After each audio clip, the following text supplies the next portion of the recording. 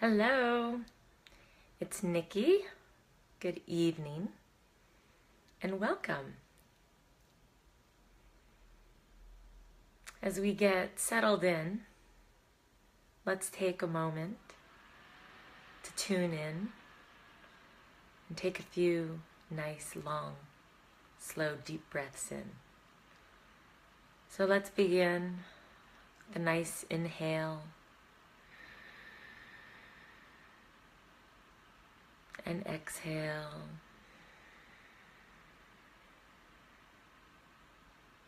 Let's do that one more time.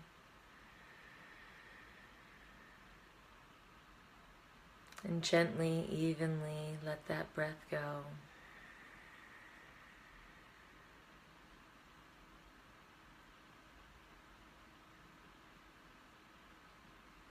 So, an article recently came out that was based on a Harvard study done over the course of 75 years, starting in 1939, which is really truly remarkable that they were able to follow such a large number of individuals. There was a group of men that was studied from Boston and were in a poor neighborhood and had more hardship, and a group of Harvard students.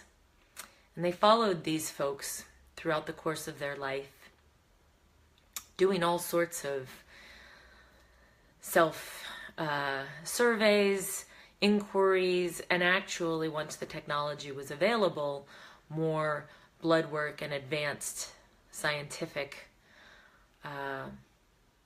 investigations and inquiries. And what they looked at and found was the number one secret to leading a fulfilling life. Interestingly, good relationships keep us happier and healthier. Period. It probably didn't need to take 75 years of a study ongoing with incredible research and labor to let us know that. Although I think it's an interesting stat, especially from so long ago, at the beginning of this, that not much has changed. We often get so caught up in today's world with social media and balancing career and home and family. And at the end of the day, love, relationship, belonging, that feeling is the number one factor. You may or may not have a ton of money in your bank account. You may or may not have gotten that fabulous promotion. And this isn't about having 1,000 likes on your Facebook page or Instagram. It's about true connection, about others really seeing you. And that happens with deep, excellent relationships. What they also found that I think is really a testament is that it's easy for us to have good relationship when things are going well. However, when those traumas occur, and they occur for all of us in some way or another, for some people it may seem incredibly bold and obvious. For others of us, things may seem fabulous, and yet we all have stressors. And it's how we cope and how we utilize our relationships while we're coping that really makes the difference. So even just being in an intimate relationship is not necessarily the key. Of course, we'd love all of those personal relationships to be fantabulous and magical and like a fairy tale. Of course, the reality is a little different than that. So the question is, when those tough times occur, do we really have that network of people to lean on, who support us, who see us, who are with us? And in honor of that, I thought that we would focus our meditation this evening around stepping into ourselves, because one of the most important, if not the most important relationship is with ourselves. It's impossible for us to love others and expect love in return if we don't actually already have that self-care. Of course, there's the momentary times that we get down on ourselves. Okay, that's fine. At our core, though, can we truly sit with everything we are? Exactly where we are right now. Just us, just being.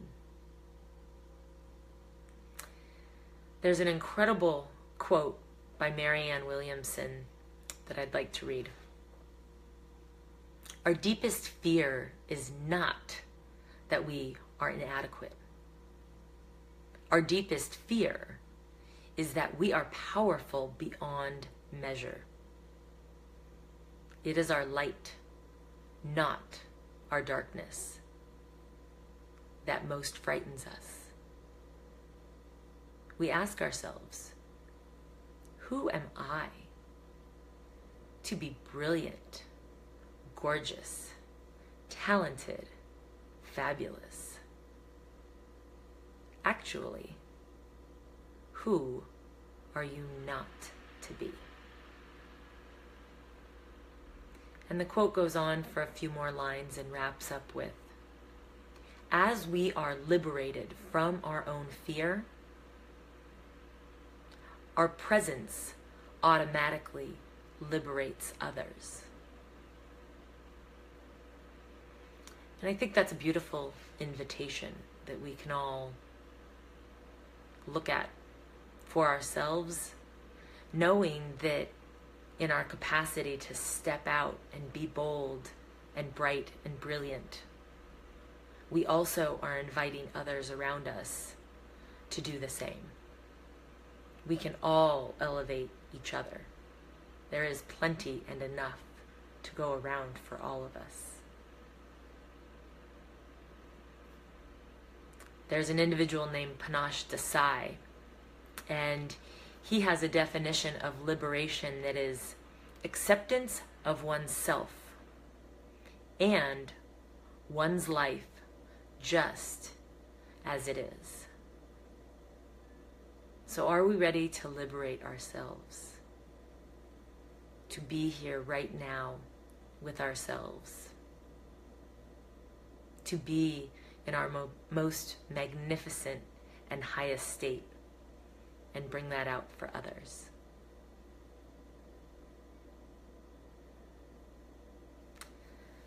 So with that in mind, why don't we get in a comfortable position?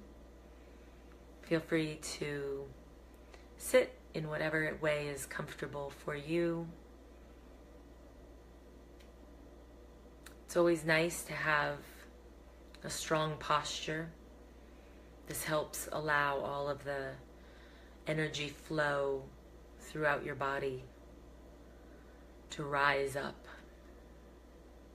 and really cultivate this practice and openness.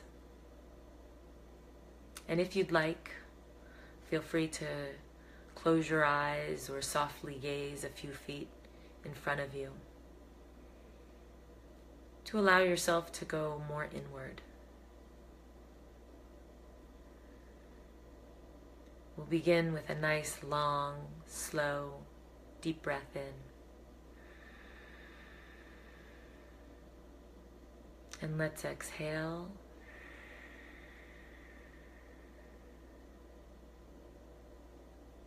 And let's take another inhale.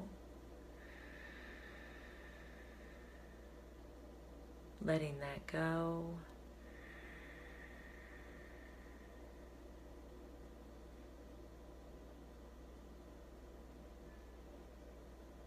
So as we come into stillness and silence, reflecting on who we are. What are 5 gifts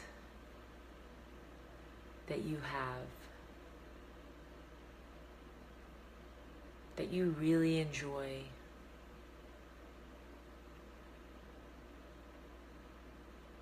that are your strengths to bring into this world?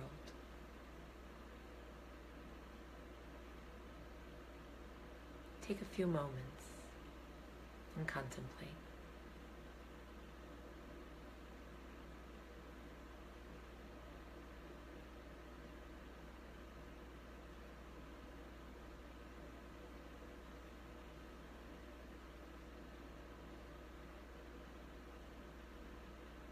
And when you think of those gifts,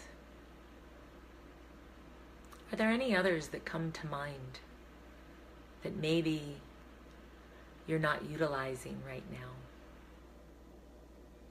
You've shied away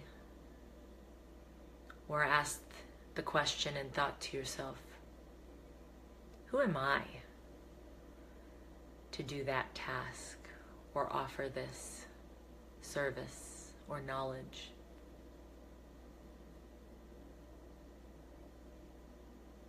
And as Marianne Williamson asks, who are you not to?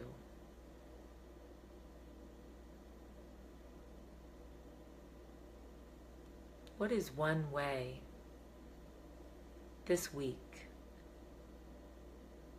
you could step even more fully into your highest nature, your full potential, your purpose and passion?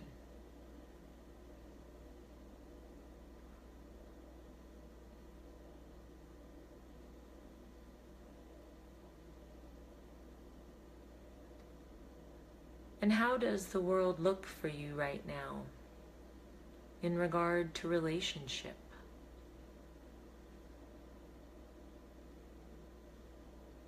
Are you feeling fulfilled? Are you bringing all of you to your connections and contacts and loved ones?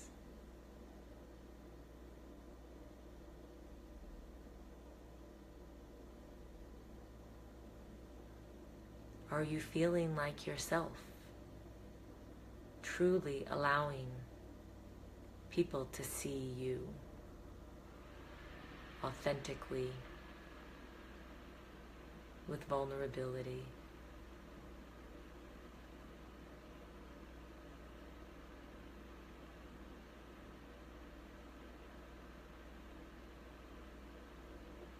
Often we struggle with lack, feeling we're not having our needs met. And one of the quickest ways to turn that around is by offering the very thing we are craving.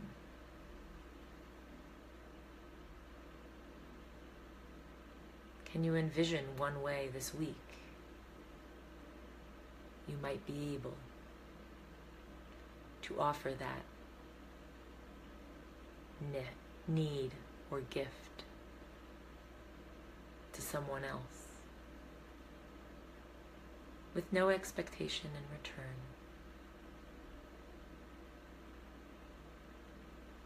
Just because you know how it feels to be without it, and maybe someone else is craving that same need. And you might be the ideal person to provide that safety and security and nurturing.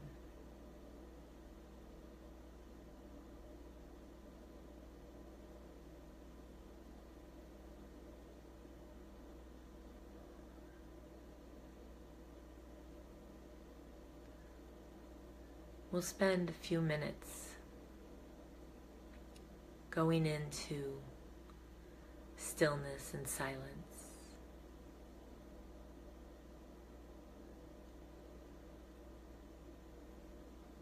Can you summarize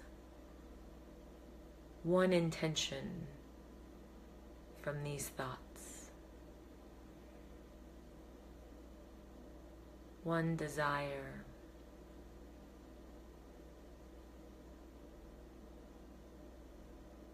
one benefit you'd like to see unfold.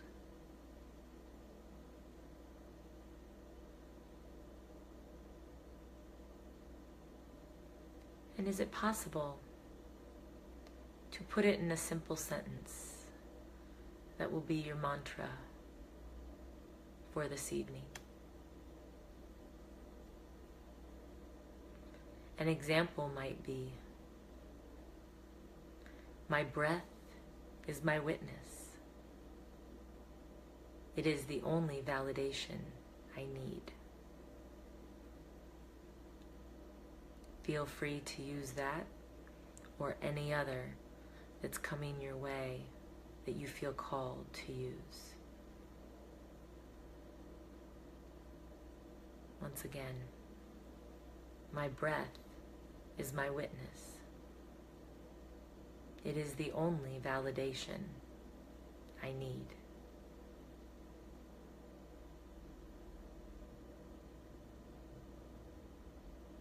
Feel free to repeat this silently to yourself for a few minutes, or choose any other phrase or group of words that resonates with you. And I'll ring the chime in a few minutes, and we'll come back together. My breath is my witness. It is the only validation I need. My breath is my witness. It is the only validation I need.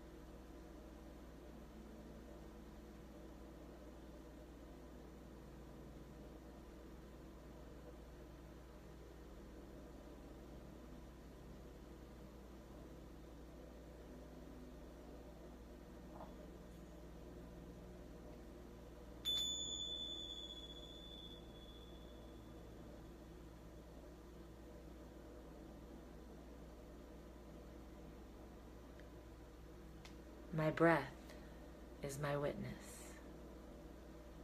It is the only validation I need.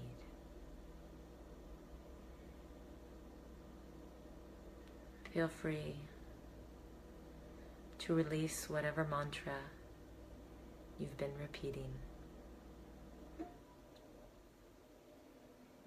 and open your eyes when it feels comfortable for you.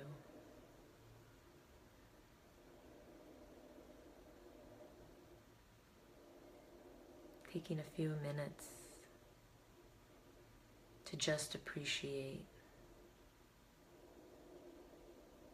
the silence and stillness that you are willing to gift yourself today. So already you are nourishing yourself, taking care of yourself, creating that space for openness and love.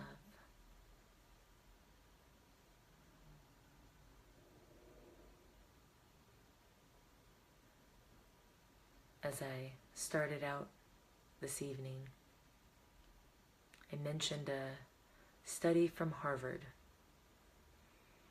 which found, not surprisingly, that good relationships are the number one key over the long term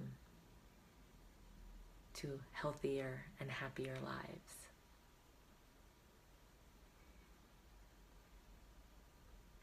And those relationships are a combination of many things. It's about truly being seen and heard for who you are. And in order to have that sense of belonging, that validation, it takes courage on our part to show people who we really are.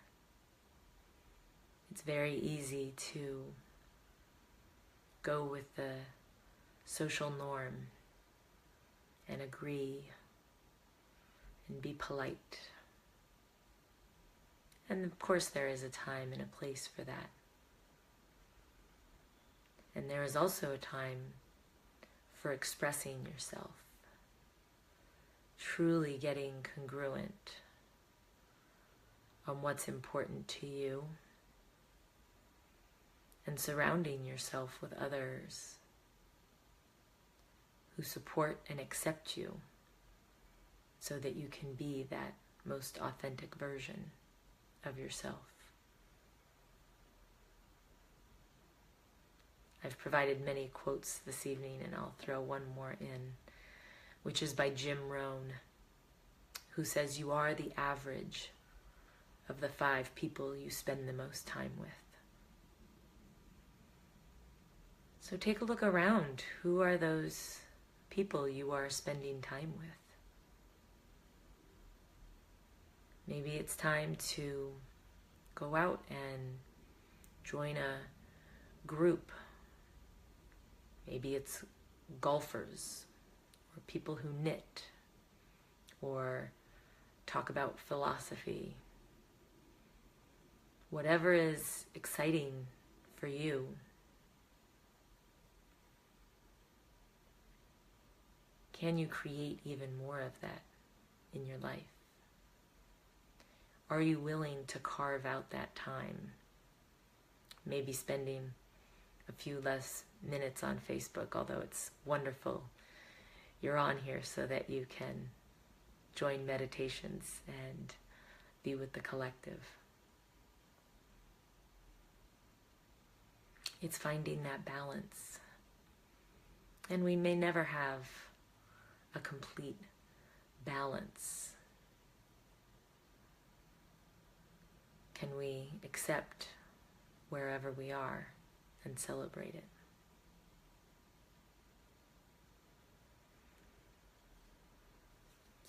There's an interesting story I heard about someone who is really appreciative of the Harry Potter series, and found a lot of truth in that for our daily lives. I too am a huge Harry Potter fan, and I had never made this connection, so it was fascinating to me. The idea being, for those of you who don't know, and most of you who do, I'm guessing, that Harry Potter, the main character, has a scar on his forehead.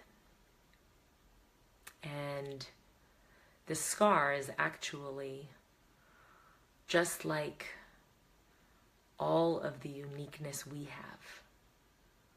We all walk around with something that is different. And it's quite magical, actually. And when we tap in and own it, we can really be our most powerful and vivacious and vibrant selves.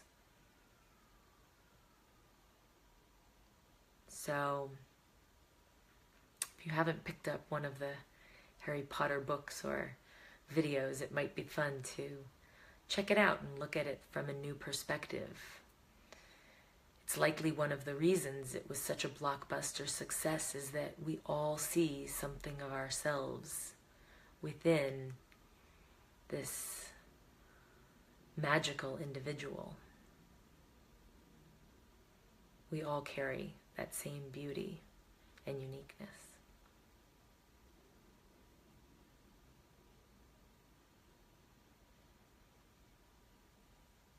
Wishing you a wonderful day, evening, morning, wherever you are in the world. So grateful that you've joined me this evening and we've spent this time together. Have a wonderful week. Namaste.